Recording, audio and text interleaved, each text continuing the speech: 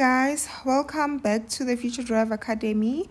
If you're returning sub, welcome back, and if you're new here, please hit the subscribe button to join the online academy. This is a space for education, empowerment, exchange, engagement, and everything academics. So in the previous video, we went through the first section of question 4, which was 4.1, and in today's video we're gonna go through 4.2.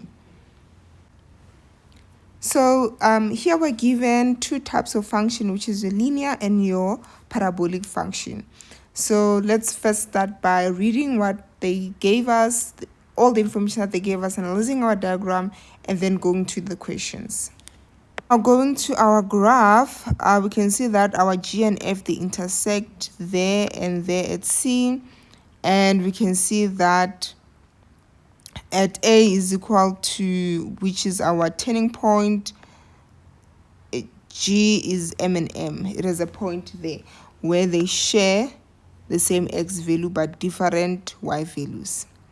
Right, we're done analyze. Okay, let's read through what they gave us. A is the turning point, and the axis of symmetry of F intersects at E. The line G is given by that, and C is the y-intercept of G and F. All right, so now let's go into solving these questions. So the first one, write down the coordinates of A. We don't even have to do any calculation here. That's why it says write down instead of calculate the coordinates of A, because we are given the function there. So just also to add up, we have three different types of functions. So those functions, they are given by f of x is equal to x squared plus bx plus c. This is the first function of the parabolic function. Then the second one, it is f of x is equal to ax minus p squared plus q. And the last type of your parabolic function is given by f of x is equal to ax minus x1, x minus x2. So these different types of functions, each function gives you a clue of what's going on. For example, the last one tells you where your x-intercepts are. The second one gives you your turning points. Then the first one, you just have to calculate everything. All right, so this is what you need to have at the back of your head to say that, okay, if I'm given a question in the second form, then what can I derive from that form? So in this case, we can see that our second form tells us our turning points, and that's the coordinate of A, because they told us that A is the turning point. Even if they didn't tell you, we can see that that's where the graph is turning. All right, so that means that A is our turning point. Then now to answer the question, that means that A will be -5 and -8.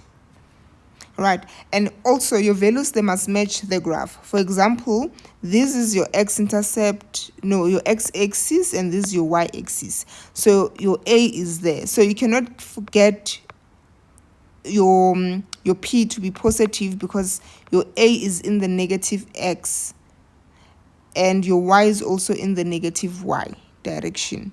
Right, so that's how you can also check if whatever that you're writing is correct. Now let's go to the second question. 4.2.2, write down the range of f. So in order for us to write down the range, we have to look at the turning point. So the graph goes. When it gets there, it does what? It turns. And remember, from the previous question, we did determine what that turning point is, which is -8.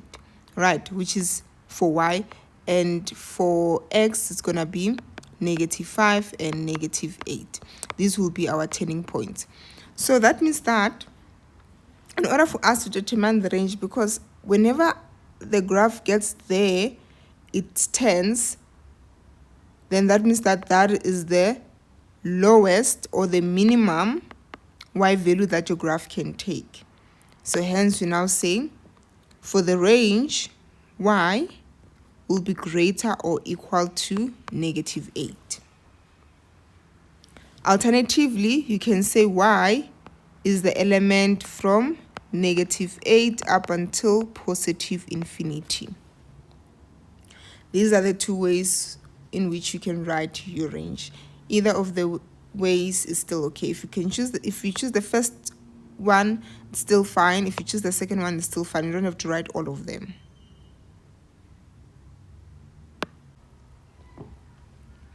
Now going to 4.2.3, calculate the values of m and n. So let's analyze that coordinate, which is d, which is your m and n. So we can see that d, you see, it goes past a, and we know that at that point our x is equal to -5 because that is the turning point. So that means that your m will be equal to -5. Right, now I want to determine our g. So our n. Our point D is on line G, where line G, it is given by half x plus 9/2. So that means in order for us to determine the coordinate of n, we're going to substitute the coordinate of D. So let's write the updated coordinate of D. So now we're going to substitute this inside the equation for us to be able to find the value of n. So g of x, remember your n is y, so it's going to be n is equal to half. Instead of writing x, you're going to write -5 plus 9/2. Right, now let's plug this in the calculator and let's see what we get. We get that our n is 2. So that means that the coordinates of D is given by -5 and 2. Right, now let's go to the next question. Now going to 4.2.4, so they want us to calculate the area of O. So let's just highlight of O, C, D, and E. Right, so what do we have? Let's redraw these. So that means that we have a trapezium. Just to also label, the area of a trapezium is given by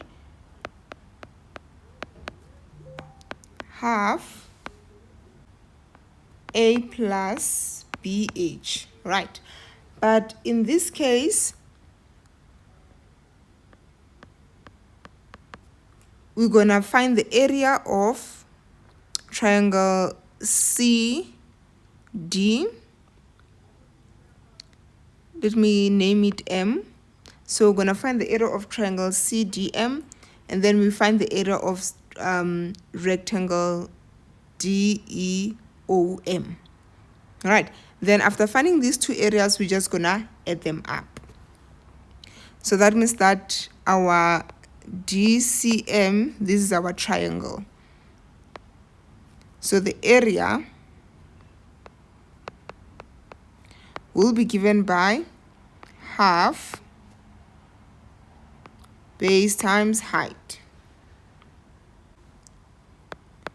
where it's going to be half. So our base from here to there, we know that it's going to be 5. So it's going to be 5. And then we know that from D to M, we have 2. So we have 2. And since from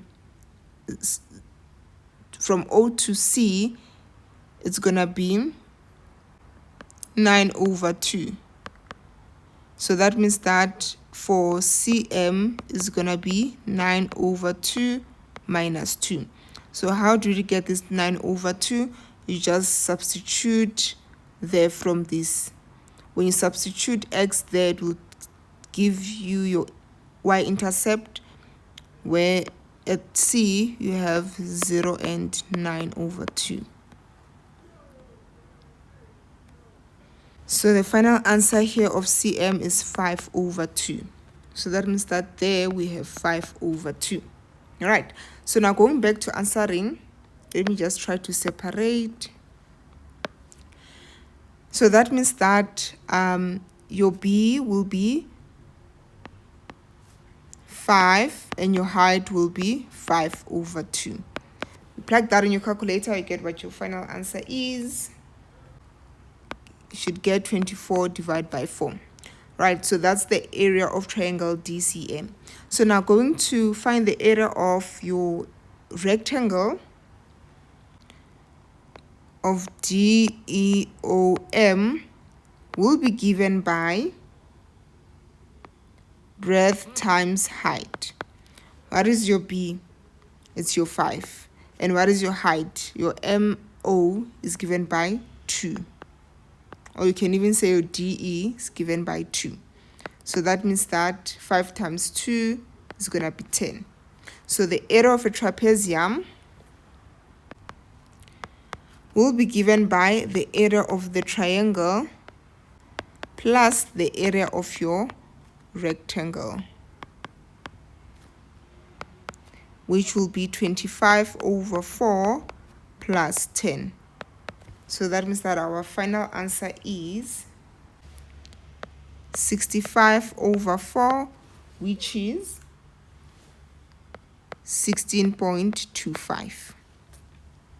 Right, that's your final answer. Now let's go to the next question.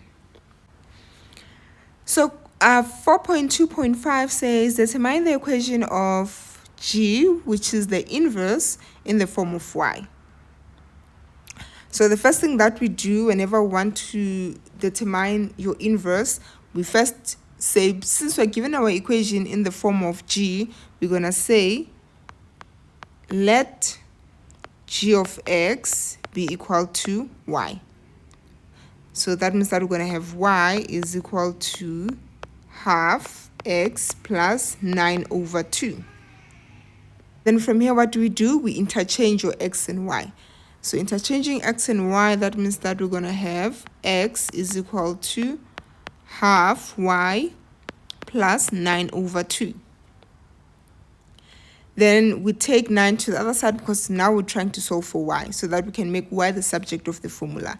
So it's going to be X minus 9/2, which is equal to half Y.